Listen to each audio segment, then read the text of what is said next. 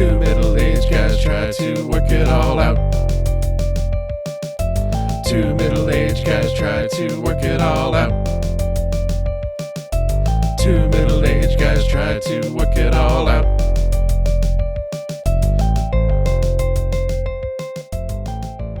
Welcome, listener. Thanks for joining Two Middle-Aged Guys Trying to Work It All Out. This is Dave, and with me, as always, is my good friend... Chris. Well, I'm so glad that you could join us for this big post-holiday episode. Before we get into our topic, which if you saw the thumbnail, if you saw the description, you're probably wondering, what the heck is this topic all about? But before we get into that, I did mention the holiday. Chris, happy late Easter. Thank you. Happy late Easter to you. I have a holiday dilemma that came up, and I wanted to see maybe if you had a similar experience, or maybe if this is just in our family. Let me toss this out at you. Easter, big holiday, right? Probably the biggest one of the year, or the second biggest, right? Certainly for those of us in Christianity. We were faced with something, though, that truly, it ran the risk of ruining the holiday, potentially breaking up the family. That's how serious it was. And I want to bounce this off of you to see how, like I said, if you dealt with this, and if you did, how you would, how you would navigate through this. Holiday pictures. Which phone do you use? I wanted to use my Google Pixel. My wife has the iPhone Double Max 17.2, the best one. It's got like the entire back is cameras. Right, just lenses, yeah. That's all. Mm-hmm. There's no surface area, just lens. So we were trying to figure out which one do we use to take our holiday pictures. Did this come up at all? Is this the most trivial Western world problem? How did you deal with this? It's definitely a first world problem, and I dealt with it in an even nerdier way, which is how dare you take family pictures with a phone? With a phone. I knew you were going to go there. Yeah, it better be like a true professional still camera with a whole set of prime lenses so you can switch your focal lengths. Prime? Wait, is that a word? I know prime's a word, but is that a... There are prime lenses and there are zoom lenses. So zoom lenses, you can, go in and out on your focal length. Yeah, I know what based a zoom on is. the zoom lens. and a prime lens is just a set, so it's a 35 millimeter lens or a 50 millimeter lens. Okay, your base lens. Well, they are typically higher resolution, sharper quality. Prime lenses are rather than zooms. So that's why I'm saying prime lenses. See, we have to have the pinnacle of quality for pictures of our children. That's the way I look at it. Well, just to be clear, you and I do not have children together. No, that's just true. I want to make that clear to we have children with our respective spouses. Yeah, absolutely. But right. You and I, no weird genetic experimentation to produce. Can you imagine the pop culture trivia knowledge of such an entity? Yes, that's terrifying. So anyway, between those two phones, for still photos, I would actually use the Google Pixel. And for video, I would use the iPhone. All right. My wife and I, we took pictures. We took double pictures. And what we concluded is that it comes down to the skill in the steady hand of the person behind the camera as much as anything else. And her pictures were, largely better than mine. But yeah, it did truly have I think the potential to destroy our family. Yeah, no, I get that. Religions renounced, the whole thing could have been really bad, but it didn't go that way. I think it's hilarious that you and I both have Google Pixels and both of our wives have iPhones. Like, that was not planned. That just happened. No, it is interesting. And I was a diehard, Apple person for years. And I had made many attempts to switch to Android by way of Samsung's, and always just did not, terrible experience. Finally, the Pixel was like, it all clicked because it's a beautiful, simple implementation of Android, and I stuck with it, and now I'm extremely happy. Does your son have an iPhone, or is he an Android guy? he has an iPhone.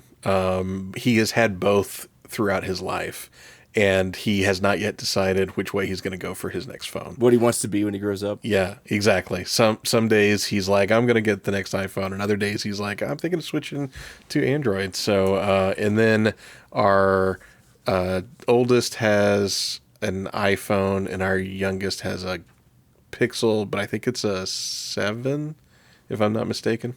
Ah, okay. Well, 7's a very nice phone. Oh yeah, absolutely. Yeah, my son, iPhone, switched to a Pixel, kept it like 4 days, and decided it wasn't for him. So I will say that my decision to be an Android user was affirmed. This has nothing to do with our topic today. Was affirmed though.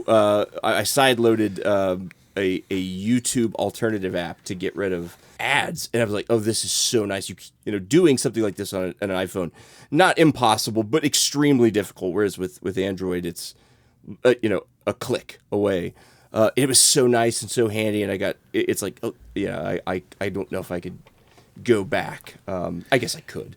I'm not going to oversell it, right? It's not like I would be devastated, but I do find the flexibility and the freedom to work outside the Apple walled garden. It's nice. Honestly, this is going to sound really crazy, but my biggest hesitation to jump back to an iPhone is just with an Android, it has an accessible file system. And yes. I find that useful. Yeah, I know, things go to download, things go to the camera. Yeah, no, absolutely. And it is useful. It is handy. Especially if you're doing things like I've been doing some medical stuff, right? I've been downloading stuff from a portal, and I'll need to put it into another portal because, every hospital system has its own portal, and you'll partway fill out a form and you'll save it and you'll send it to a doctor and he'll send it back, and you got to finish filling it out and digitally sign it and then send it back. And that's all file handling. And on an iPhone, you're probably doing all that through like a Google Drive or something. You're not working locally on the phone because it's not accessible. Whereas with Android, it's so much easier. Yeah, I do think that's an oversight on Apple's part for both iOS and iPadOS. But iPadOS is a little bit better, but it's still not quite there. Yeah, I mean, you could say it's oversight, or you could say it's a strategic decision where they accept the limitations in order to try and make it simpler. More simple? I don't know. Which is what they would say, but I say it's an oversight. It's an oversight, yeah. I think that it's just it doesn't cover the use cases of the slightly more advanced users. You're probably wondering, listener, what does this have to do with playlists? Well, it doesn't. It has nothing to do with it. We have playlists on our phones. Is that a link? Sort of. Chris, will you explain to our listeners who looked at the title, looked at the thumbnail, and said, what's going on with these two middle-aged guys? Have they gone insane? This doesn't make sense. This is not about movies. This is not about Star Wars. I don't understand. I reject this. Explain to our listeners what the heck we've done. Yeah, the question, have they gone insane? The answer is yes. But that also really doesn't have much to do with this episode either. Where this episode was born is you and I have been kicking around a topic probably since about the time we started the podcast, which is how do we as middle-aged guys find new music? Like we don't want to just be stuck listening to what we had in our collections when we were 16, 17, but it's also kind of tricky. It's not the most simple thing in the world. And then having different musical tastes where we diverge on some artists and we're lockstep in others, but we're not the same person. So the idea came that you would pick 5 songs, I would pick 5 songs. We would create each other a playlist, listen to those playlists, and then react to them in an episode. And here we are. We've each selected 5 songs. We'll bounce back and forth, and we'll see what comes out of it. Yes, and I think that part of the fun will also be trying to guess why we would put some of these on a playlist. Because I'm sure you looked at mine, you're like, oh, these are easy. Whether you're right or wrong, you probably had theories. And there's probably a few, certainly one on my list where you're like, why the heck did he pick this? And I think that will be maybe a little fun too. Is not just the songs, but the why behind the songs. Yeah, absolutely. And mine have some pretty unique whys behind them as well. All right. So, listener, why don't you click play on our playlist? Nicely done. Oh, that's the worst joke. That's like a non-joke. That wasn't a joke. It was a segue. It was good. Okay, yeah.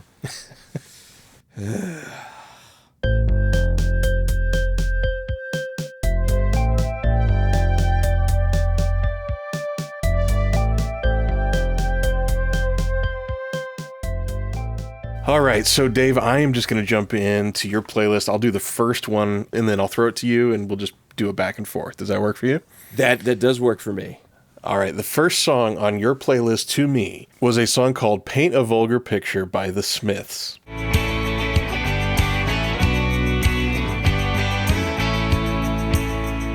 At the record company meeting, on their hands a dead star, and oh, the plans they read, and oh, the sickening greed.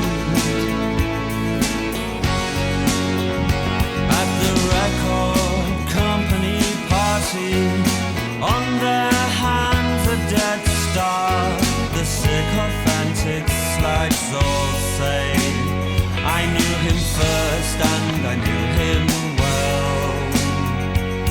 Reissue, repackage, reevaluate the songs. Double pack with a photograph, extra track and a tacky badge.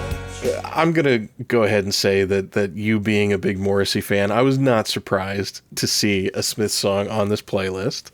But I will also say that I don't have a lot of experience with the Smiths. So I had not heard this song until you presented it to me. And I will say, and this will disappoint you, I'm not a huge fan of Morrissey's voice or his cadence. And that's just me, but I will say that That's this you was and like 99% of people with ears. Okay, that's fair, But this song was interesting. I really, really liked the story element of this song. And it was a topic that was near and dear to my heart because we've actually talked about this before on the podcast, right? And so I pulled just a few lines of lyric that I want to share with the audience here. Can we start with the opening line? Would you mind? Because I have the song committed to memory. Please, I don't have the opening line, so all fill right. us At in. the record company meeting, on their hands a dead star. That's the context. That sets the stage for this very, uplifting song.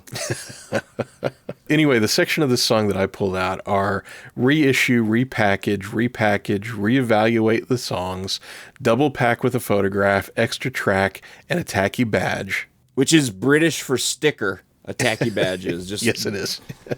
Thank you for translating Yes. the Morrissey from the song. And, I totally feel that. So like the attitude that Morrissey's bringing from the song, I get that. And I struggle with this as a fan, especially with as much as we've talked about David Bowie on the podcast.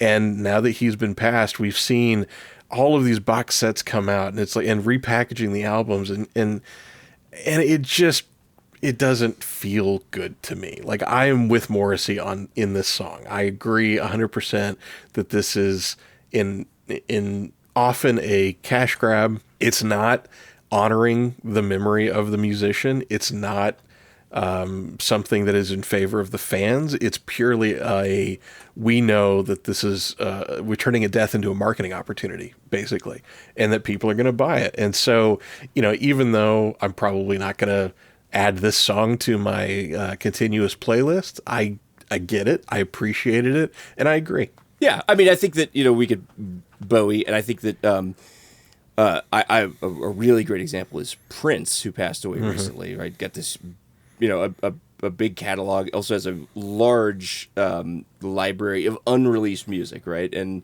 when they die, these record company executives are like, oh man, we've got an opportunity here, and he writes a song that explores that. He paints a vulgar picture, right? Of the vulgarity of it's got a really catchy, that Rockabilly Smith's musical vibe, and it tells a story, right? A complete story. So that was the first song. Start off with a bang about a dead musician. Now, before we transition out of this, I do want to make a prediction, and I'm not proud of this prediction, but I think when Morrissey passes, the studios will release a box set called the Vulgar Picture box set. Oh, I see that happening. Oh, yes. Yeah, I mean, if I were Morrissey, I would insist that they do it while I was still alive. Really, and as a sort of a black, humor joke. And also, you get to enjoy that, right? People buying your stuff. I mean, since he listens to the podcast, maybe that will inspire him. Oh boy. Okay. Well, so I would like to make a prediction, maybe a little bit more localized to the podcast, so that we can actually, maybe see the results of during the course of this episode. This episode may be the one that tears our show apart. Oh, wow. I might have some things to say about your choices, or at least one of them. I can accept that I have a niche musical taste. Well, so the first item, the first song on the playlist that you gave me, and I have to admit, I struggled to know which one was the name of the band and which one was the name of the song on this one. I got it backwards and was searching in vain for a band called Kim and Jessie that were singing a song called M83. Of course, it's backwards. The band or the group M83, and the song Kim and Jessie.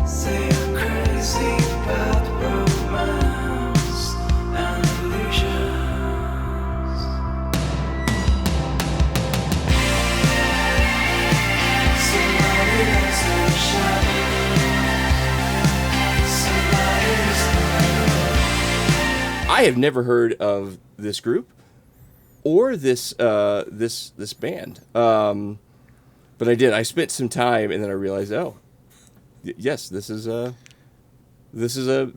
got it backwards. This is a French group, and this song is from 2008. Yeah. And this is. Would this be considered EDM? Right, and I'm not an expert, but this is electronic. It is electronic. Music. It would. I would think it would be more considered like synth pop. EDM, that moniker tends to be more of like the club thumpy kind of really loudy Avicii, kind of hard. Right? That's Right. Yeah. So this is more of like a synth pop, but you're absolutely right. It is electronic, and it's based in that kind of side of music. It's very Western European. I mean, not that I don't know what that means, but it does have that sort of, I don't know, European sound, right? Like Depeche Mode for the modern age, that sort of, that's not a bad thing. But this is I made several notes about this. Very melodic in terms of the music, and I actually kind of enjoyed it. Didn't kind of enjoy it. I thought it was good, and it had a very and I don't mean this in a bad way, in the best way possible, like a background quality. Like you could have this going sort of in this style of music going all day long, and it would be unobtrusive. You could dip in and dip out, and it would just kind of blend into your day. Is that how did you discover M83? And how do you listen to them? I actually discovered them through my children, but it was not this song. They have another song called Midnight City, which was kind of their big breakout track in the U.S. And it's a great track, but from that, I went into the rest of their catalog, and this is just the song that just spoke to me. I just really, really like this song. And the album that this comes out of, I think it's their best album. But we went through a period of time in my family where my kids were really kind of my vehicle for being introduced to new music. And so they would have playlists on their phones, and when we would drive in the car, somebody would get to have DJ responsibilities, and every once in a while, a track would just catch my ear, and I'd be like, "Oh, who is that?" And because I'm driving, I'd be like, "Okay, well, text me a link to that song," and so that's how I discovered M83. And you're absolutely right in your sense of it kind of blends into the background. I listen to this probably a little bit more actively than you would think. And I kind of do that with all music. If I need background work music, I usually put on like a video game soundtrack or something that's really low key and really repetitive. So this would be a little bit more intense than something I would work to. So I'm listening to this whether I'm driving in the car or I've got my big set of headphones on, to really get the audio fidelity of a track like this. And one of the things that I think you'll see emerge from my entire playlist is I really dig electronic music, and also for whatever reason I really dig repetitive music. And I don't know what that is. I don't know where that comes from. Yeah. So like I have the David Bowie U2 side of my brain, and then I have this repetitive electronic side of my brain. And they don't usually cross, but I have to feed both of them equally, I guess is kind of what it is. So I think that this song, Kim and Jessie, is a good example of the type of thing you're going to get with M83. It's not like, oh, this is really, different from the rest of their catalog. It's representative. If you liked this, yeah it is. It's very representative. If you liked this, you might like more M83. But they are a French band, and there was this really interesting thing that happened in the early 2000s, I'd say from probably 2000, 2010, which is, in my opinion, rock and pop music was dreadful. And you really started to see innovation and creativity in the electronic space. So if I'm listening to music that's from 2000, 2010, and it's not the Killers, it's probably going to be electronic. Okay, all right. I listening to it, innovation would not be what would come to my mind. Mm-hmm. Inoffensive, but I mean just like pleasant, right? I mean this is just easy to listen to, like the Carpenters, easy listening, but pleasant. It kind of is there. Doesn't require a lot of focus to get something out of it. I did, and I wrote down, this is a very old man comment, but I struggled to make out the lyrics a little bit. I don't know if that's the French, right? Or that's just a design choice. Like Chris Nolan did the mix, and, everybody sounds a little bit like Bane. Like, Kim and Jessie.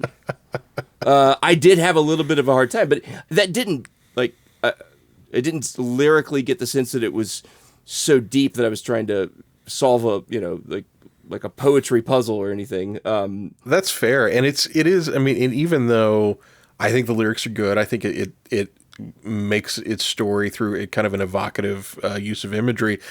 Likewise, though, it is very repetitive. I mean, there's maybe like 5 lines in the whole song, and they're just repeated through a couple of stanzas. So, I think that's okay that the lyrics were a little hard to understand. And I do think that that's kind of emblematic of M83. I don't think that was the French thing. I think that's just kind of their style.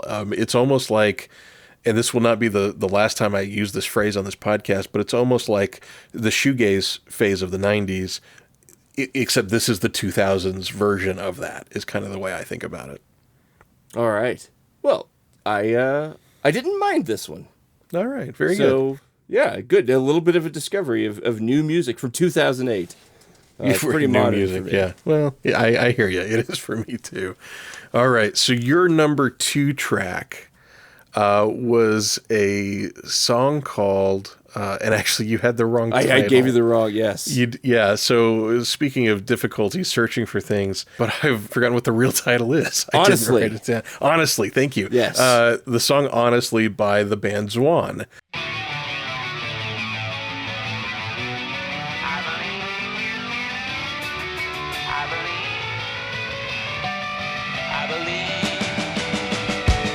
I believe the love you talk about with me. Is it true? Do I care? Honestly, you can try to wipe the memories aside, but it's you that you are miss. 'Cause there's no place that I could be without you. It's too far to discard the life I once knew.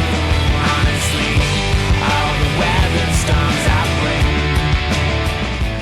Which you called I Believe, and having listened to the song, I understand why you would call it that, but that's okay. So I finally found Honestly by Zwan. I listened to it, and this one's a really easy one for me. Yeah, I dig it. It's Billy Corgan goodness, right? It's and Billy Corgan in the positive phase, yes. which is that post Smashing Pumpkins, their first breakup, and that 8 years or so between Ava, Adore, and Zeitgeist, where the Pumpkins didn't exist as an entity, and Zwan was the band that he created, and that they only had one real album, Mary Star of the Sea, and they had a live album, but and yeah, this was a super positive song. Had you heard this before? I had not. Really? I knew Okay. of Zwan. Yeah, I knew of Zwan, and I'd heard some of their tracks. I never got into them the way I did the Pumpkins, which is bizarre, and there's Well, absolutely they no had one reason album, for that. and it didn't But get a even lot of radio still- play. Yeah. Even still, I knew it was out there. I genuinely like Billy Corgan. I love the Pumpkins. There's really no reason that I never sought this out and made it part of my collection and rotation. But no, this was the first time I'd heard the song, and I liked it. It's interesting that because I'm searching for these on YouTube and I'm listening to them on YouTube, it gets into your algorithm and it kind of screws with it a little bit. So between the time of me preparing for this episode and us recording it, a really, really interesting video popped up on my YouTube feed of an interview clip with Billy Corgan. And he was talking about the song Disarm from Siamese Dream. And he made the comment that, it's a very orchestral song. It's very unlike the rest of the Pumpkins catalog. He did all of it himself as far as the string arrangements and the composing and all of this kind of stuff. And he made the point that nobody ever asked him to do another song like that. That all they wanted was another song like Today or another song like Bullet with Butterfly Wings. And I feel like maybe the Zwan project was him exercising those muscles a little bit after having separated from Smashing Pumpkins for a while, because it is a less like grungy guitar based track that you would expect from the Pumpkins. It's more of a, I don't know, like one thing we used to joke about all the time listening to the Doors is Jim wrote one happy song, and I kind of feel like this is Billy Corgan's happy song, even though he's had a few more. That whole album was actually on the more positive side, but I could see this is kind of the stand-in for that. That's really interesting that you would pull up that interview where he's talking about doing all that arrangements himself. Because I have a question. You know music, you understand music. I don't, right? To me, it's mysterious, and when people can pick up an instrument or whatever, it's like almost like they're wizards. So when he says that he did all the arrangement, all the different things, Billy Corgan is known for being a guitar player, an alt rock guitar, force of nature. But I mean, I guess, does that mean he could also like play the violin and the cello? I mean, how do they learn these other instruments? And is he uniquely capable of doing that? Is Mick Jagger like writing out and saying, "I'm gonna go home tonight, Keith, and I'm gonna learn how to play the violin, and I'll come back tomorrow and I'll learn how to play the horns"? And I don't know. I mean, are all these professional musicians capable of doing that, or when they need a violin part or a cello part, do they just say, "Here, insert cello part here, producer, go get me one"? How does that work? It works both ways depending on the talent of the individual. This is going to be a gross oversimplification, but I find that the artists who actually have musical training are much more capable of being multi-instrumental. So if you are the kind of person who learned piano and you learned it really well, if you want to go pick up a guitar, there's still a lot of learning you have to do on the guitar, but the basic chord structures on a piano, once you learn what what the strings are tuned to, then your brain can say, okay, I know what a C is on the piano in this octave, so combining these 3 notes on a guitar will give me a C. Okay. So having that knowledge does not mean, oh, I can play guitar, therefore I'm going to pick up a violin and play it, but it does mean I've got a substantial head start on somebody who is learning an instrument from scratch. Does that make sense? It does. I've got to believe, though, that the next level of skill, complexity, artistry is then composing, which would be even harder, right? Yes. Yeah. And so, I don't know nearly as much about music as you're giving me credit for. And I certainly don't know much at all about the classical side of things. Like writing for an orchestra, my brain can't process what that's like. So when Billy Corgan says I did the arrangements for Disarmed, I don't know if he means he composed the music and he instructed who to play, or if he means he composed the music and played the instruments and et cetera, et cetera. I'm not sure. And I don't know that much about him as a musician or the history of that song to say.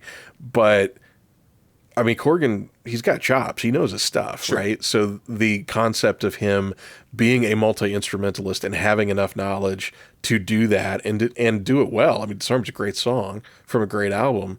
So it doesn't surprise me at all. And he kind of like the Morrissey conversation that we had earlier, he's also in that group where he got pigeonholed pretty badly, and it was just like, do this, do this, do this. And he has spent a huge portion of his career trying to break out and say, the Pumpkins are not just a hard rock guitar band. I mean, and I think he was pretty successful with Melancholy and the Infinite Sadness of proving that point.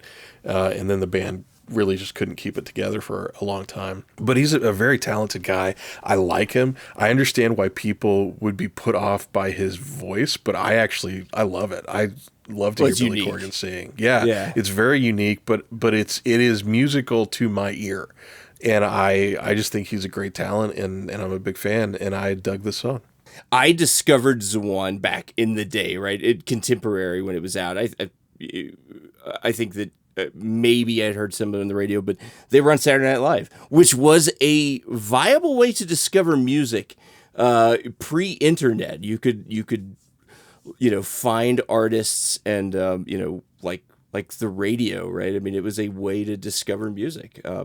I don't know if that's still applicable today, but it certainly was in the 90s and the early 2000s. So I'm really surprised that you weren't familiar with that album. This album is not streaming, so you had to go to YouTube to get it. It drives me nuts. There's a handful of albums that are not, for rights issues or whatever reason, you can't stream. Is it still in print? Do you know, or is it like $1 million on eBay?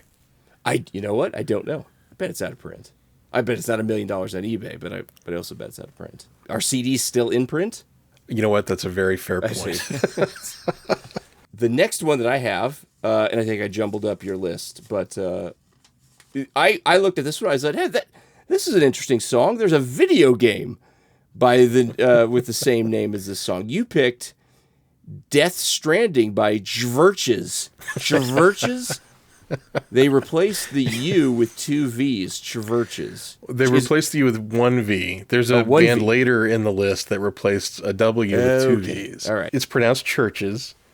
It is a Roman spelling of it. This is the band's explanation. It's a Roman spelling where in the Roman language, the Roman alphabet, V is substituted for U.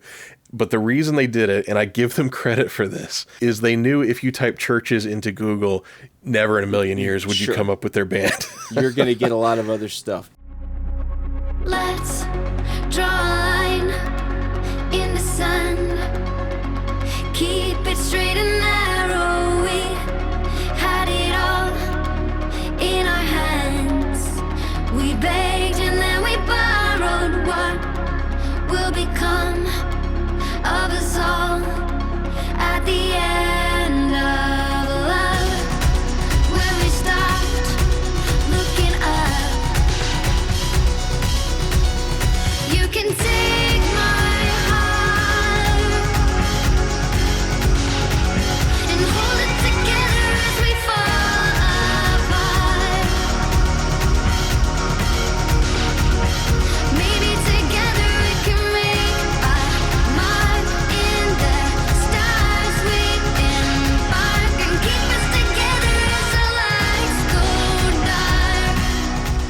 This is a Scottish band, by the way. Yes. So I was like, that's interesting. Death Stranding. That's not a common name. It's a video game. And then when I listened, so I realized I'd heard this song before. And it is from the video game, right? I hadn't played the game, but this song got, I think, some limited radio play, or for us, it was satellite radio. I like this song. And this is from the game Death Stranding by, I'm going to say Hideo Kojimita? Yes. Which Kojima. is, for those who are video game people, the Metal Gear guy. And I've never played this game. By the way, Norman Reedus is the actor who's... Walking Dead fans, if you want to know what's this Death Stranding game, it's Norman Reedus is the star of the game. You know what I think of when I think of Norman Reedus? You know what I want to do? I want to wash my hair with Head and Shoulders shampoo.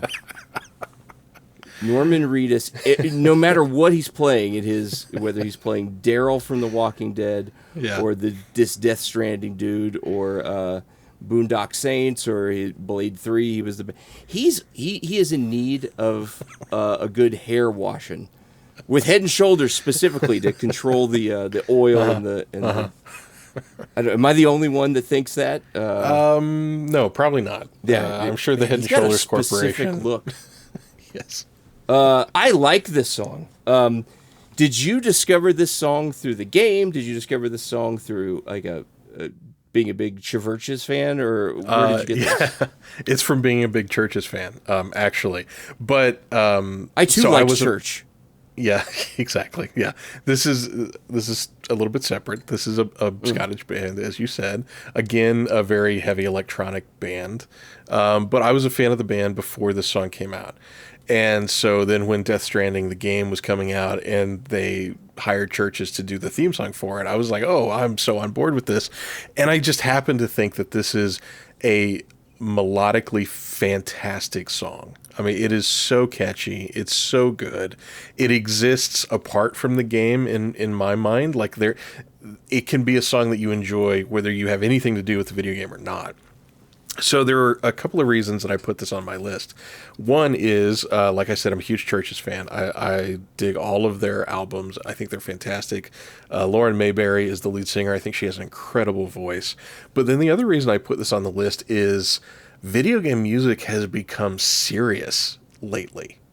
Where they are really putting time and effort into establishing amazing scores, amazing collections of music for video games. And I don't think that that's something that is really realized among the general population as much as it should be. So this song, and I could throw tons of other songs that are from modern video games that if you heard them on the radio, you'd be like, oh, interesting song. But the fact that they were made for a video game, I think is remarkable. All right. Well, yeah, no, I like this song. No, I heard it somewhere else. Satellite radio, one of the alternative and new music stations that occasionally we cycle through. And I liked it. It's kind of upbeat. Like I said, I've never played this game, but this game always looked like a downer. I think that Kojima's games always have a sort of overwrought, a little bit extra. Sure. This song was seemed kind of upbeat. I was like, this is not really computing with what I assumed the game would be like. If you make it to the end of the game, which is a big ask, it is a remarkably hopeful story. Now, getting to that hopeful ending, you will trudge through tons and tons of despair and negativity and et cetera, et cetera. But ultimately, the message that Kojima is trying to deliver with that game is pretty remarkable, and it is pretty pro-humanity. So I think that might have been some of the thought process that went into making the song the flavor that it is to support this game, which at times is pretty bleak. Well, it's Norman Reedus flavored. For those that don't know, because I have no idea what this game's about, without spoiling anything, can you give us the 30-second, what is Death Stranding about? So the elevator pitch, I guess, is the world has broken apart. politically and geologically. Like it is, the landscape of the United States is broken, and there is no country. They're all just these cities that do not have any kind of connection because there's no communication lines, there's no roads, et cetera, et cetera. So you, as the player playing Norman Reedus, are essentially a post-apocalyptic mailman who is delivering packages and communications from city to city. But in doing that through the game, you are building the pathways that other people can use to start having community again. And through the magic of modern online gaming, one of the things that you develop throughout the course of the game is the pathways that you're building are pathways that other players can then use. So people who played the game early, they're building bridges and they're throwing ropes and all this kind of stuff. But then somebody who comes through the game and plays it later, they have the advantage of, oh, somebody built a bridge for me. Somebody threw a rope here for me. Wow. Which is really, it's really unique. And I won't say that it's always successful, but I absolutely admire it for what it attempted to do. And I think if you're the kind of player that can push through a 40-hour game and you get to the end, you look back on it and you're like, okay, I feel more connected to my fellow man because I went through this process. Well, I am not that player. What you're describing sounds a little bit, from a story perspective, like Kevin Costner's The Postman. I was afraid you were going to say that, Yeah. and it's nothing. Okay, it's all not. right. No. Is it anything like Waterworld? Does he No, pee in a no, Mr. he Coffee and does- give you Folgers? So Waterworld. he does urinate. Oh, in okay. I don't. bags Okay. No, he creates grenades with it, which is a whole subplot. Oh, and- well, I do that. I mean, that's. Yeah, who doesn't? I thought you were gonna say something weird. It is a very unique game, and he also carries a fetus around with him the whole time that he uses to communicate with the dead. It's a strange game. I saw kind of something like that, and I was like, maybe I misunderstood that. All right. Yeah, Hideo Kojima, I think I'm saying it right. His stuff is pretty darn weird. He just seems like a kind of a strange fella. So it is pretty darn weird, but if you're willing to go along with the ride and you're willing to roll your eyes a couple of times and stick with it, I find most of his work pretty rewarding. You know what else is rewarding? Washing your hair with Head and Shoulders shampoo. Norman Reedus for Head and Fair. Shoulders. That's fair. All right. I would never have, when we started this guest, that we would be talking about Norman Reedus or video game, I mean, in general. So right, but good I mean, choice. but it's a great song that is good whether you connect it to a video game or not. It's just a great song. And last point I'll make about this, they performed the song live for one of the video game award shows, and it is stunning. They did it with a full orchestra. It's amazing. That's worth looking up. Yeah, it's fantastic. All right, so I'm going to move on to your third song, and this one I was a little surprised to see on your list, because to me it's like, well, yeah, of course everybody would know this song, right? And it is a song, Quiet Town by The Killers. A couple of kids got hit by a Union Pacific train, carrying sheet metal and household appliances through the pouring rain. They were planning on getting married after graduation, had a little baby girl. Trouble came and shut it down. Things like that ain't supposed to happen in this quiet town. Families are tight. Good people still don't deadbolt their doors at night in this quiet town.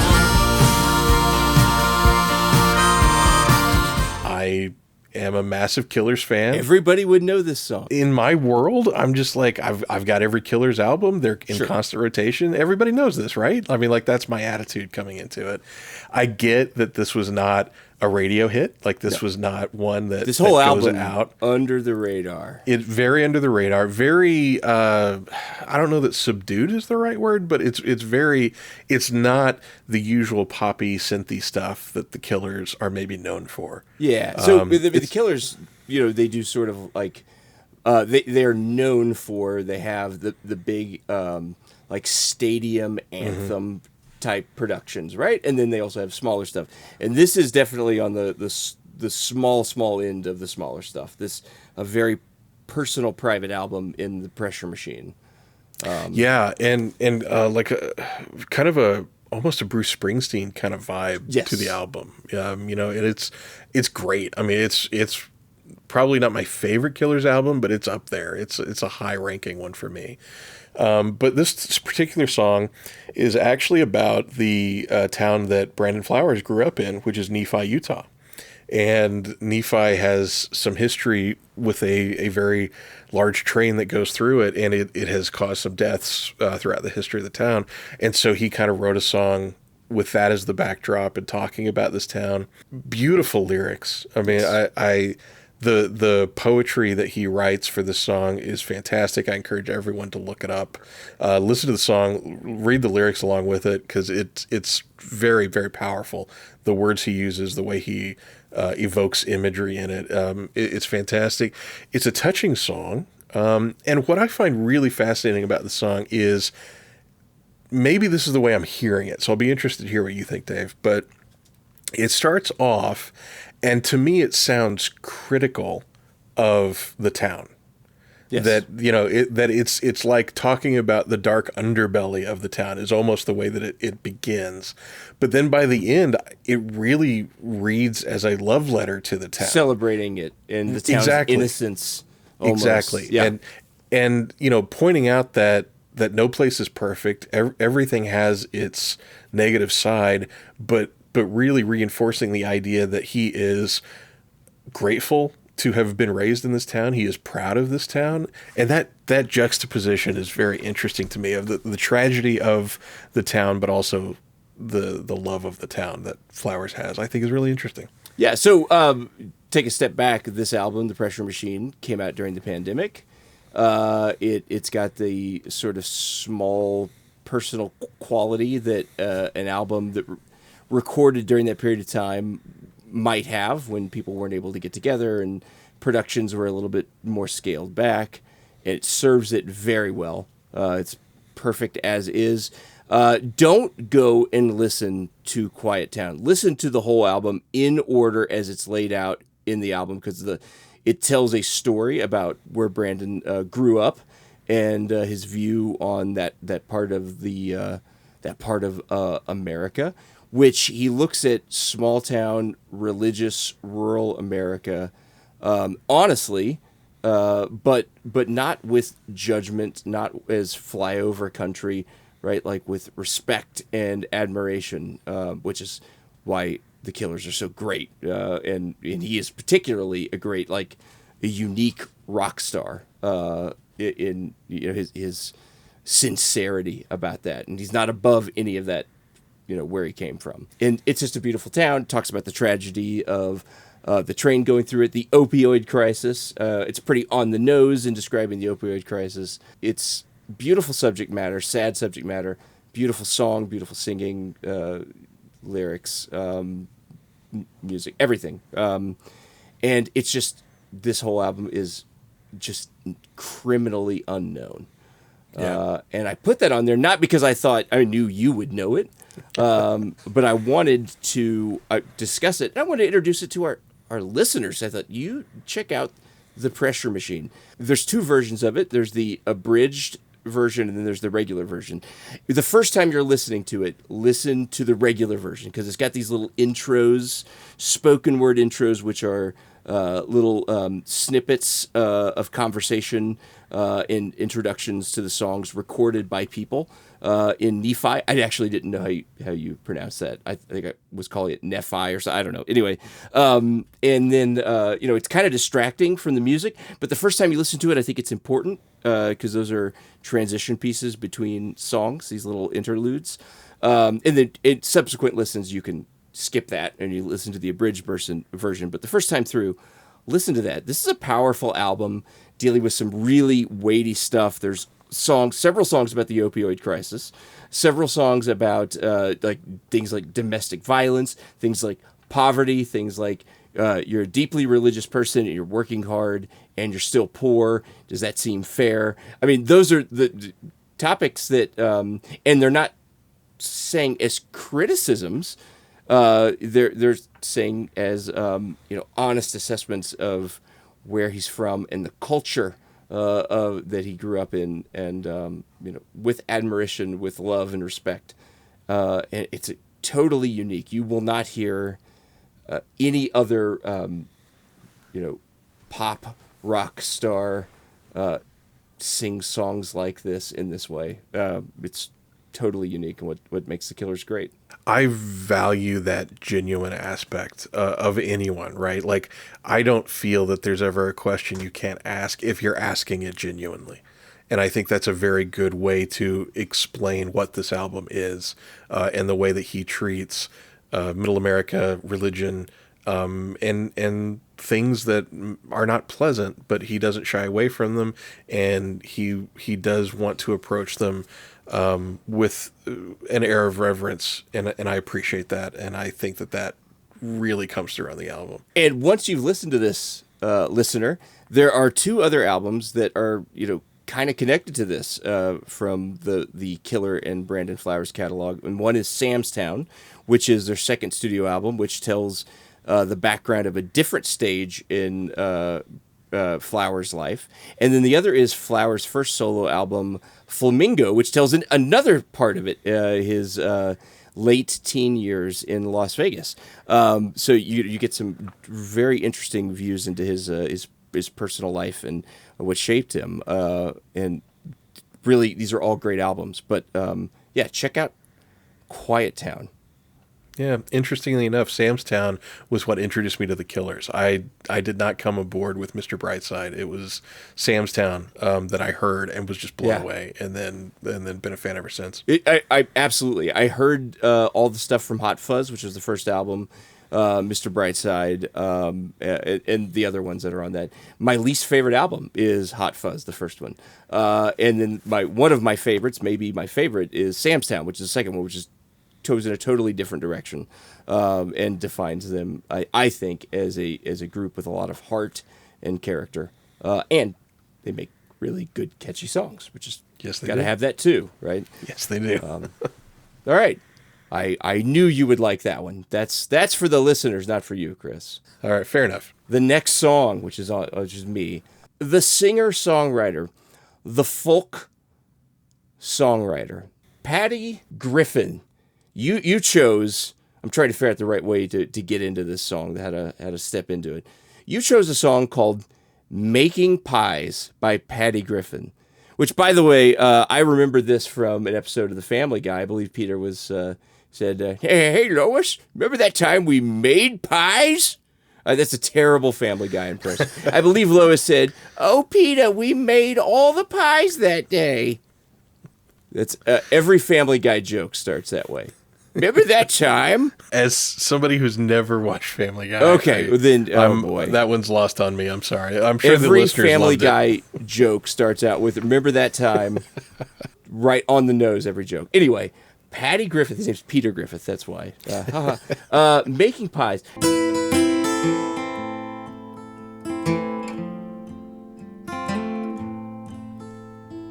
It's not far, I can walk down the block to table talk. Close my eyes, make the pies all day. Plastic cap on my hair, I used to mind, now I don't care. I used to mind, now I don't care, 'cause I'm gray. Did I show you this picture of my nephew taken at his big birthday surprise at my sister's house last Sunday? This is Monday and I'm making pies. I'm making pies. So when I listened to this, my first thought was, did Fred Armistice write this as a joke? Like, hey, Fred, sing a folk song about baking. Okay, making pie. I this is This is a weird song. Okay. And this song gives, here's my note. This is what gives singer-songwriters a bad name. I'm sorry, I did not like this song. I don't get it. I tried so hard. Okay. And it came. Is this a joke song? This is not. This is No. Okay, all right. This is the saddest song that has ever been written in the history of humanity. Okay, well then maybe I was just I thought it was about making pies. Did she burn the pie? No, it is about the fact that her husband was killed in war, and now the only thing that she can do to find any joy in her life is to make pie. Oh, I thought she was a baker, and she was getting up at like 5 a.m. But there's more to it. There's a subtext to this song. Oh, there are songs that have subtext. But I was not getting that from this. I thought this was like a clever, folksy. One thing I did not do with any of these songs is read the lyrics. I was trying to get that from the music, right, from the song, without, kind of. I felt like it was a little cheating. So I would get the lyrics from listening over and over. I didn't take anything serious out of this. I thought this was like like a cozy mystery set to music, right? Like about making pies and a talking cat. This is heartbreak in a song. I mean, anyone who can listen to this and not be weeping at the end of it, I don't know what to say about that. I think you should revisit this. I might have to. So Patty Griffin, she's been around. I'd not heard this name, but she's been around forever. I mean, she's been making folk music since like '84, I think. I mean, this is a long career. Never had heard of her. How did you find this song? There is a movie that is not great. Let me just say that to start with, called Elizabethtown, directed by Cameron Crowe. Yes, and I've heard of the movie. I love Cameron Crowe, but Elizabethtown is not a great movie. I'll just say that to start with.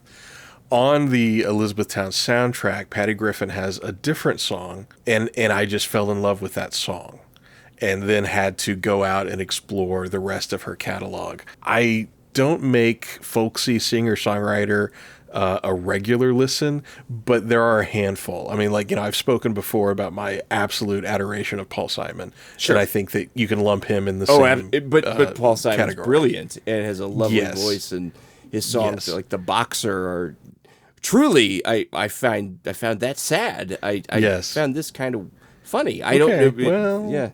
I think you need to revisit. I should. Pull the lyrics up. I think that's important. You did a little bit.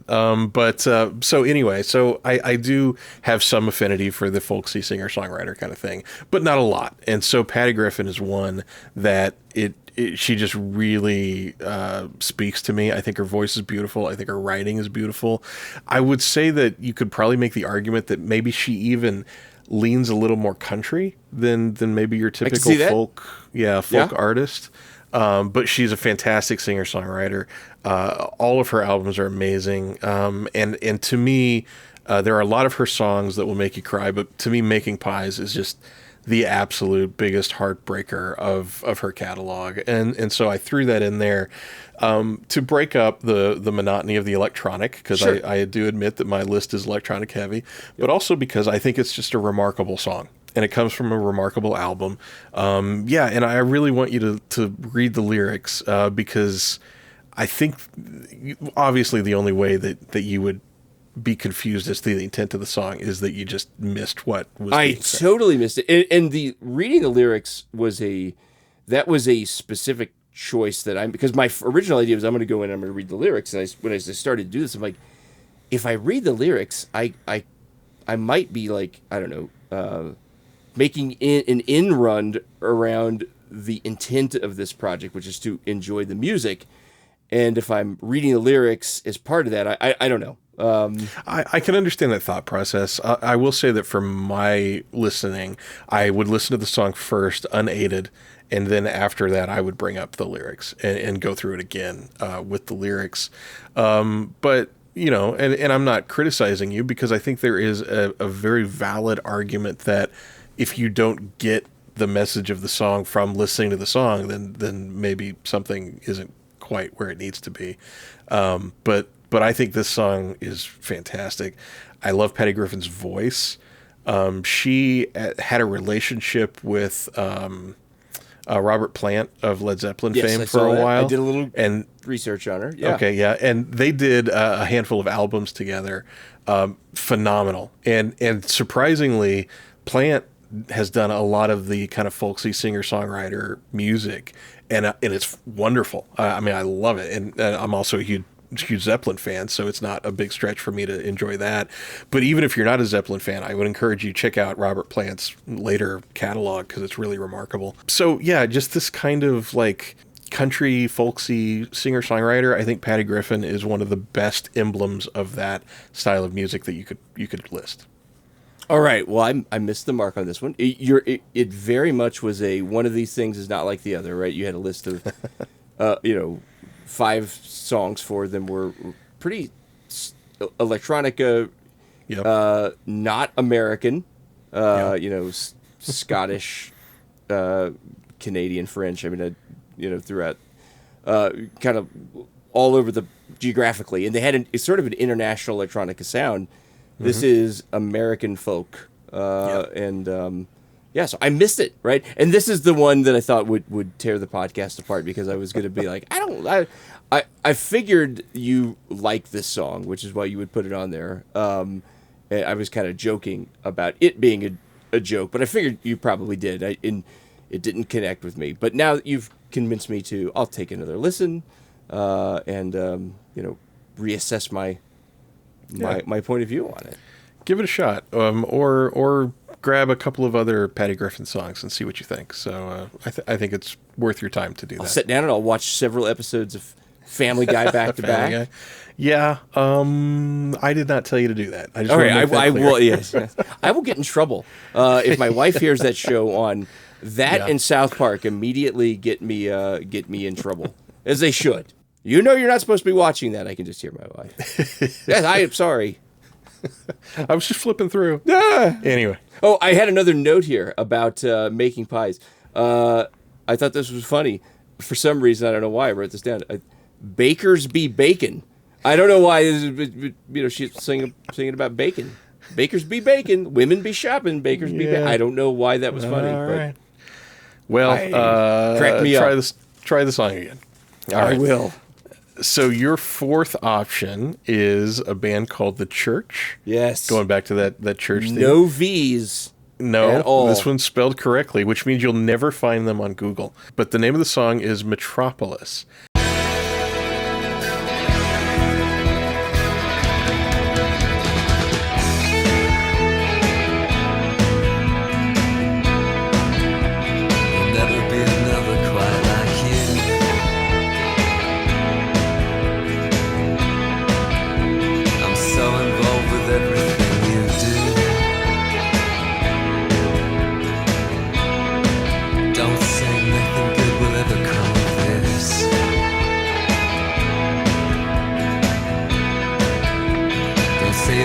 Is worse than life in Metropolis. Circuses and elephants where the oranges grew.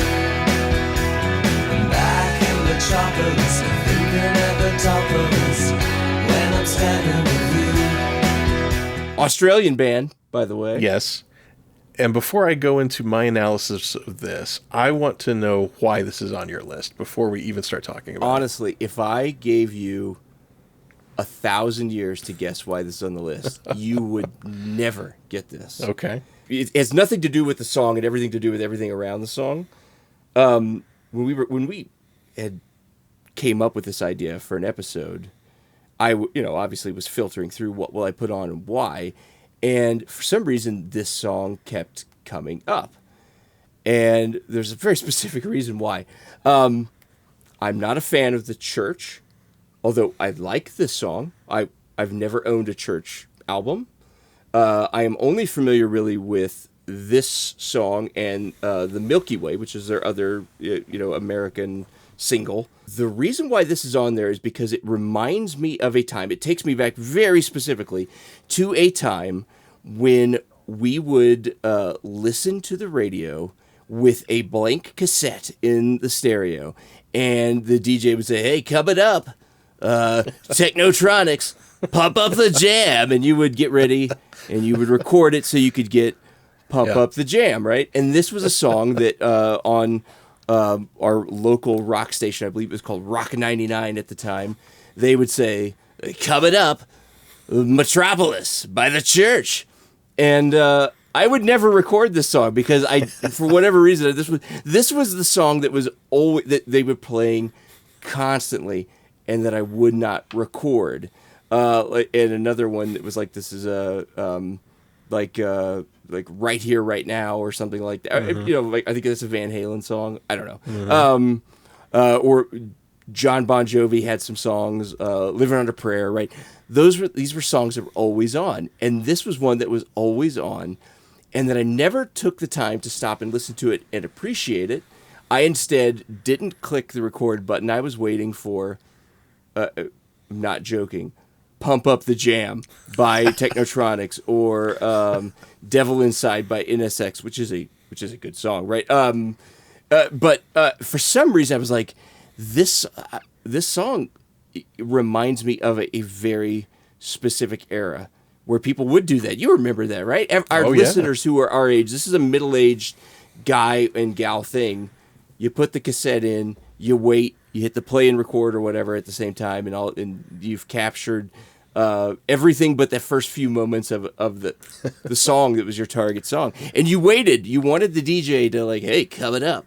And you like, all right, I'm getting ready. And then you hear, pump up the jam, pump it. And then you record it. I didn't pick Pump Up the Jam because that's a terrible song. Whereas Metropolis is a really good song. I didn't stop to appreciate it. And, now I'm glad that I can look back and say, oh, yeah.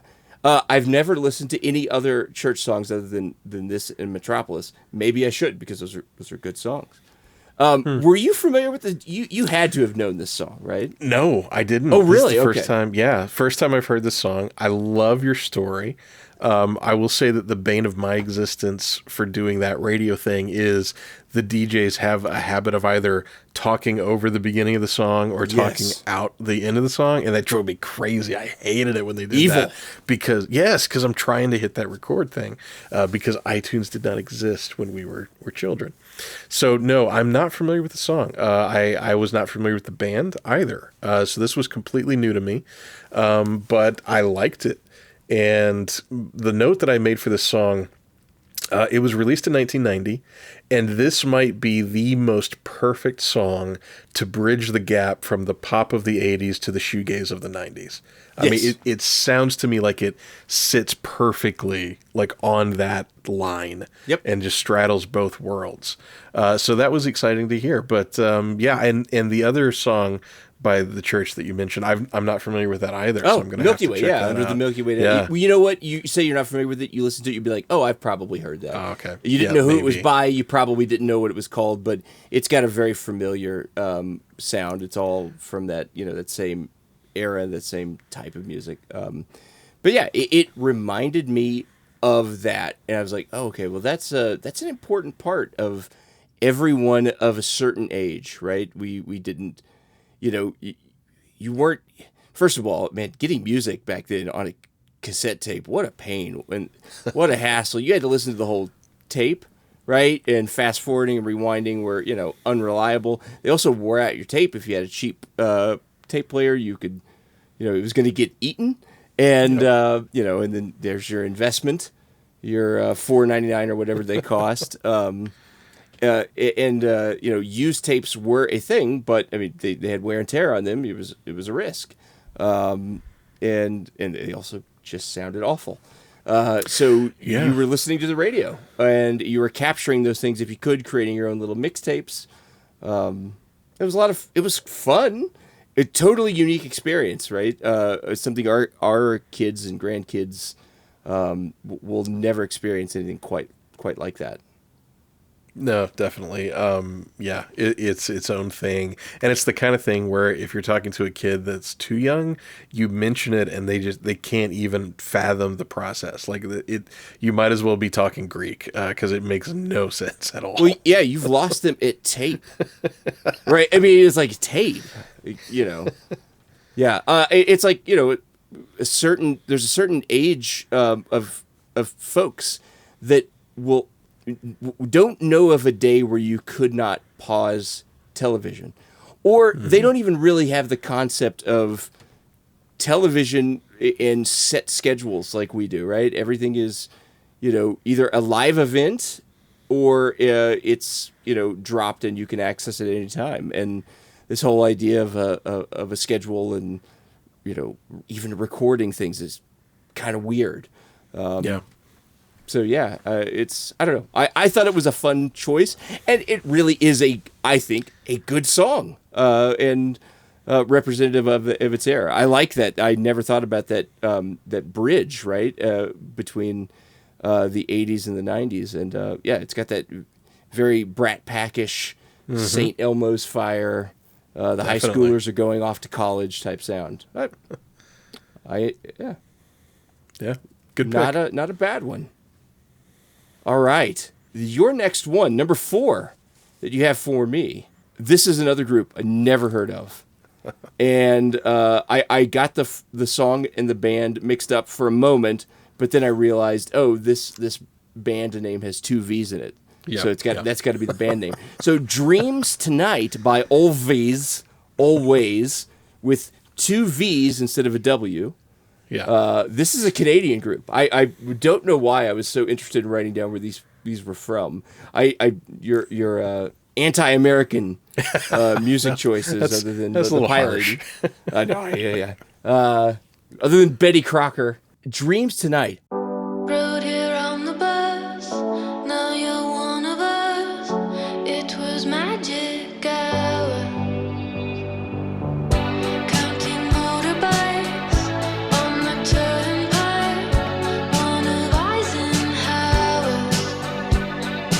Live your life on a merry-go-round.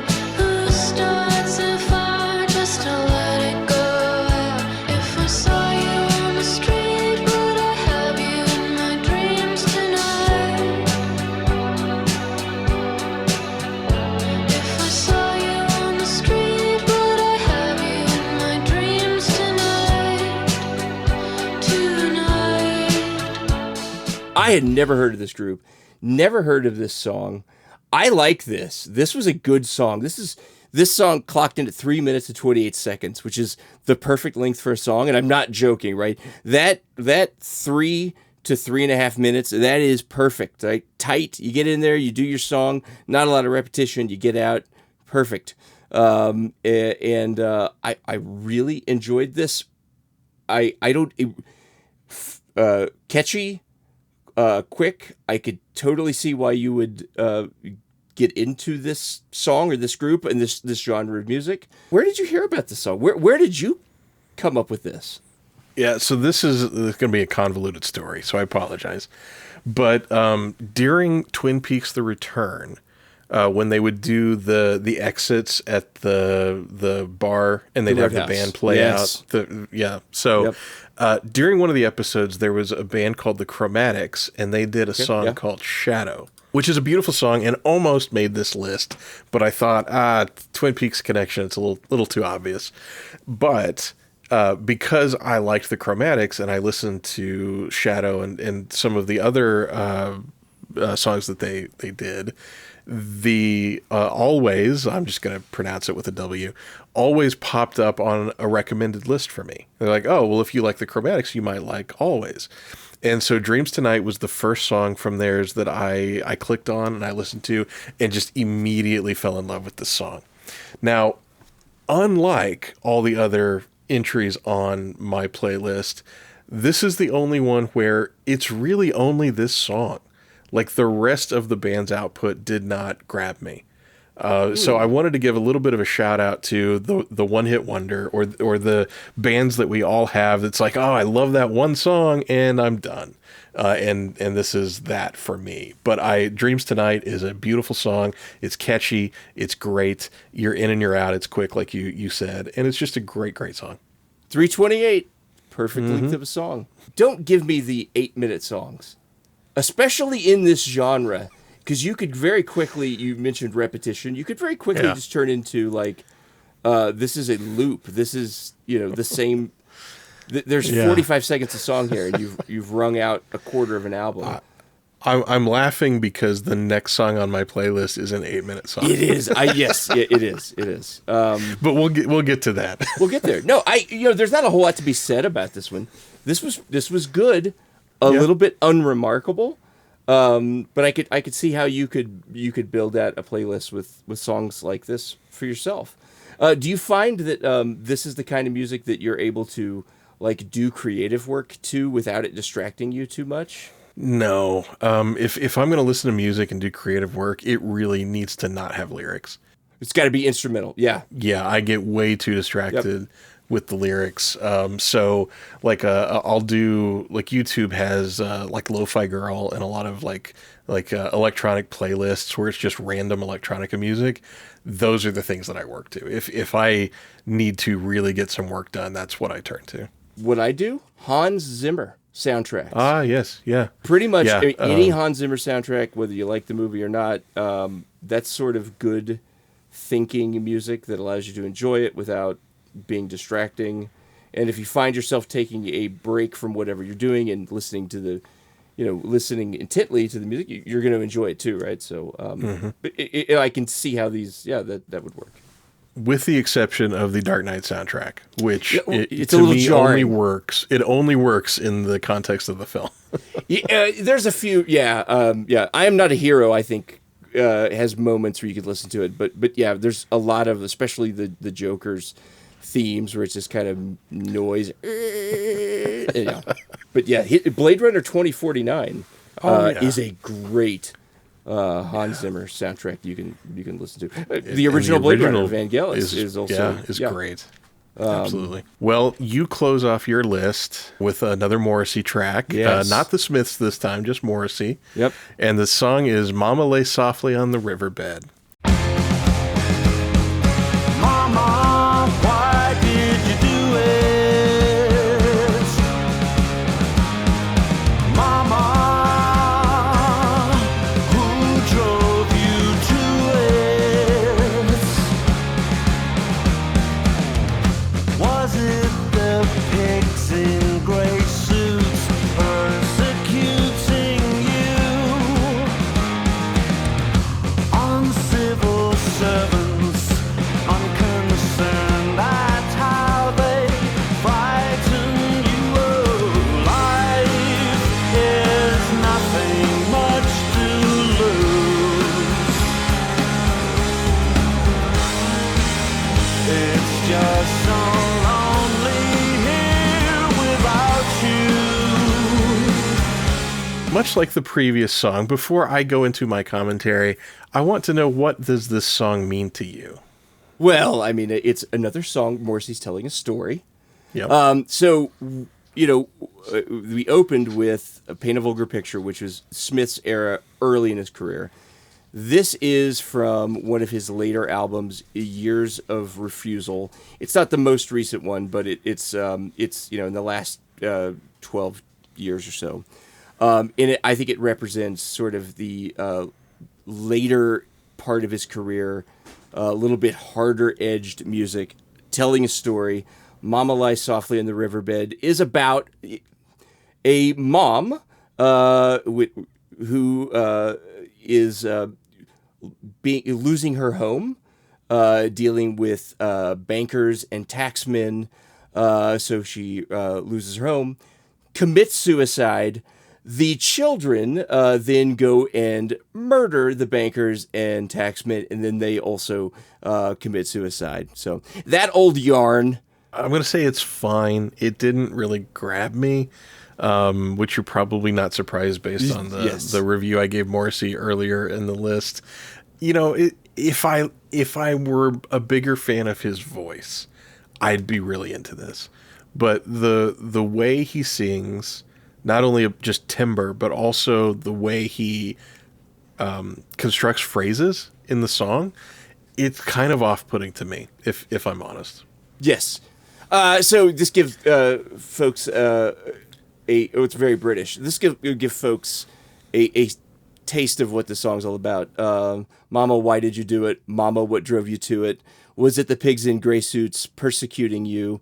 uncivil servants so unconcerned with how they frightened you. Life is nothing much to lose, so on and so forth. Really, not like a positive song. Certainly, you won't find it in a hymn book, even at your more modern, contemporary service churches. This is a really, first of all, it's a shocking, daring song. The music is really interesting and hard driving. And it's just, telling a story, an awful story. Life is nothing much to lose. It's just so lonely here without you. Really depressing. But when I want to annoy my wife, this is one of the songs I'll put on, and she's very long-suffering, and she just shakes her head. Why are you listening to this stuff? But I love this song. It's so clever.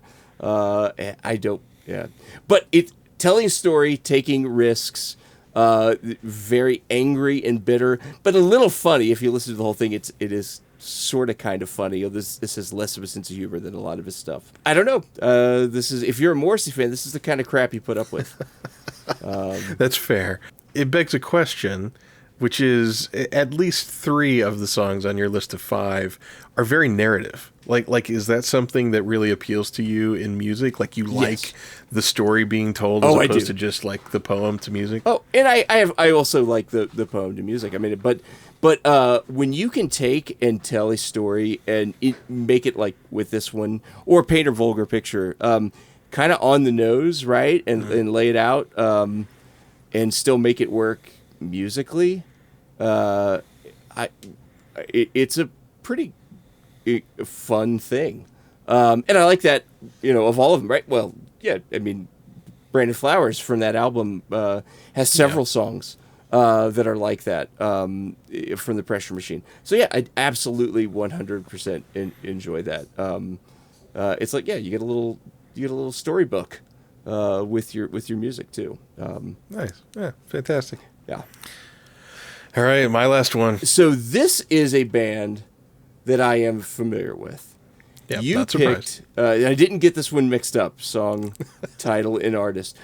"Touch" by Daft Punk.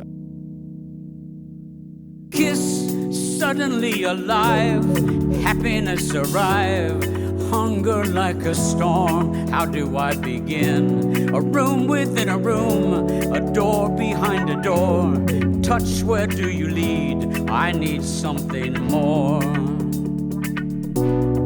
Tell me what you see, I need something more.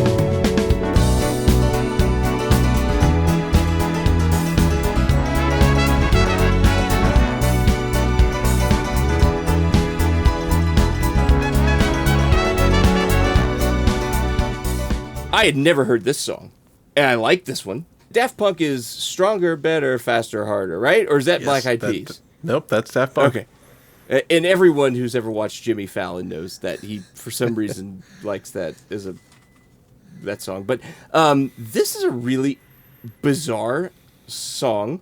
I know Daft Punk, an exclamation points is one of my notes. I was very excited. I knew these guys. These are the Helmet guys. That was my first thought. Oh, yeah, the Helmet guys. Have they shown their face?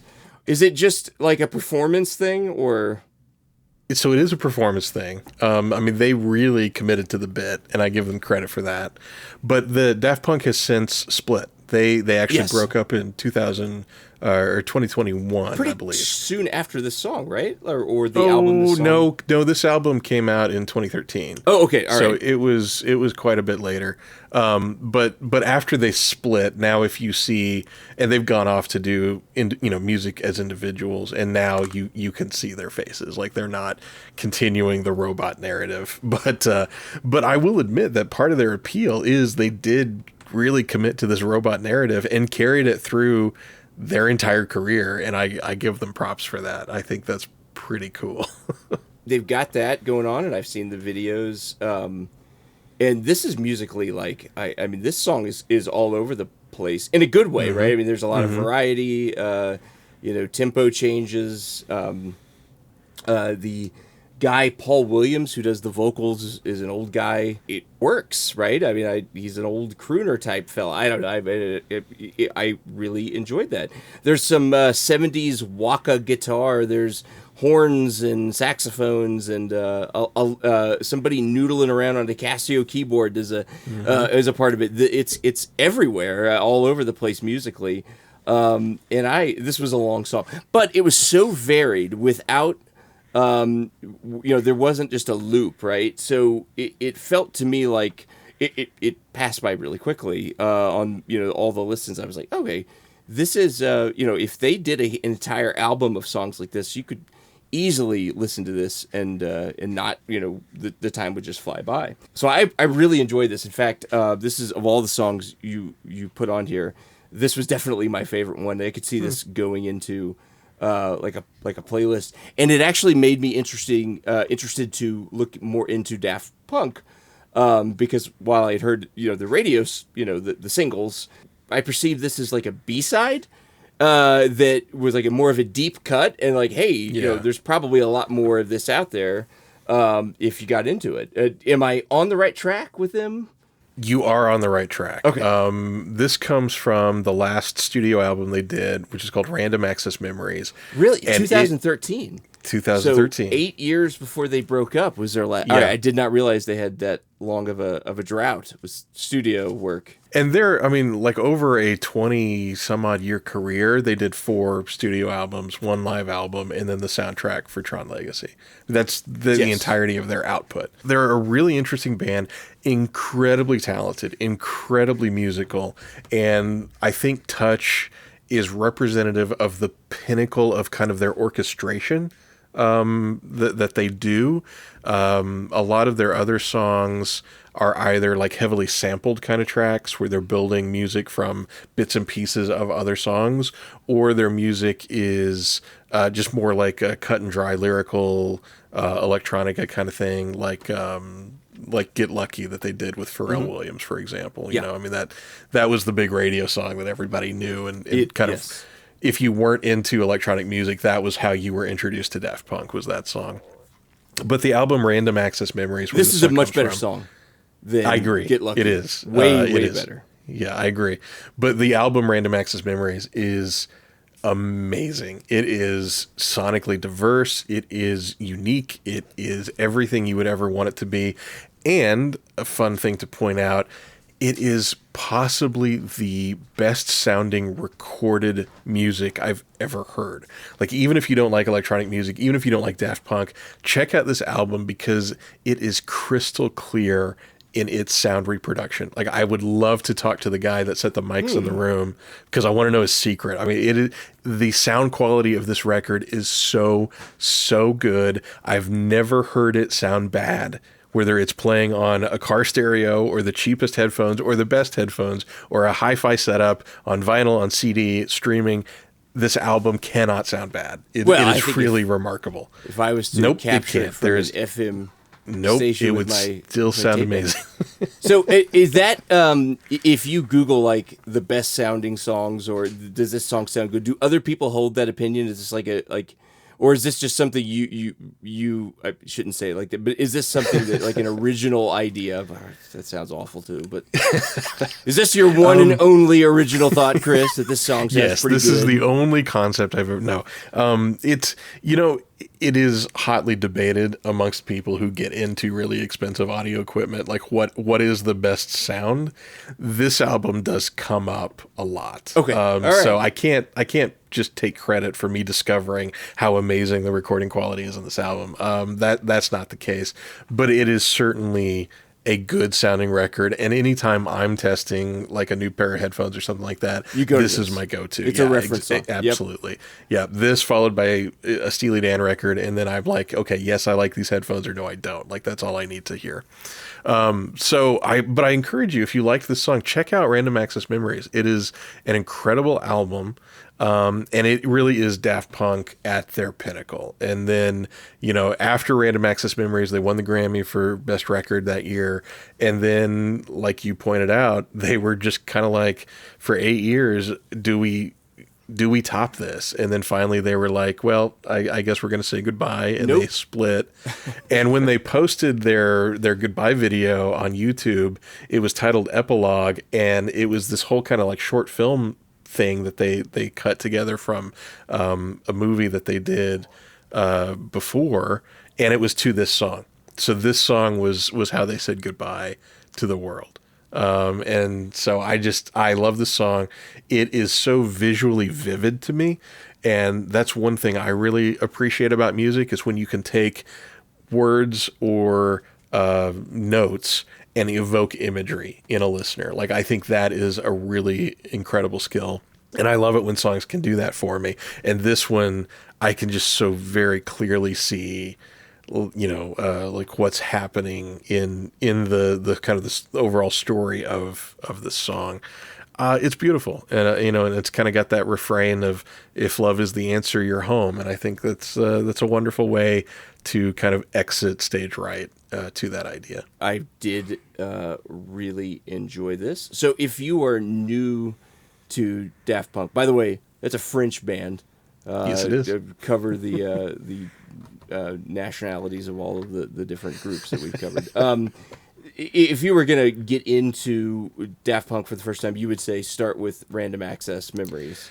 Random Access Memories is amazing. Okay. Their live album, Alive 2007, I think it is just mind-blowingly good. All right. So those are the two places to start, and then you can kind of diverge from there. All right. Well, you heard it there, listener, because a big part of this is not just us getting to talk about some interesting music. It's how do we find new music and showing it to each other and our listeners. And to that point, I'd love to throw that question out to the audience. I'd love to hear how people who listen to the show, how do they find new music, and what do they think of this music, and how wrong do they think you are for not liking making pies? I'd love to hear all of that information from our audience. Are we better at suggesting music than, say, the Spotify algorithm? I don't know. I would like to think that we are. Certainly, we got to be better than the Amazon algorithm. It just keeps suggesting me things that there's no way I would ever listen to.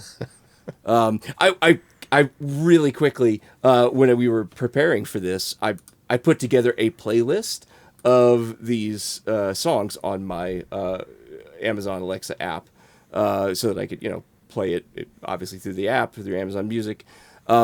Here's a hot tip.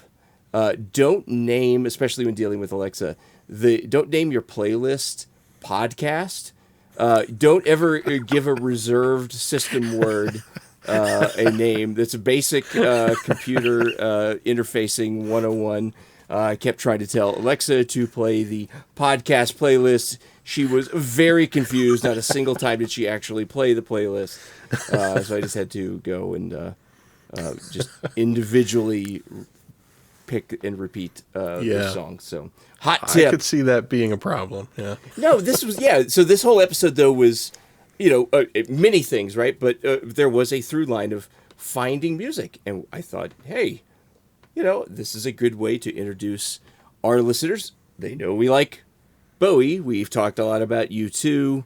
We've talked about, music that had meaning for us in one of our very early episodes.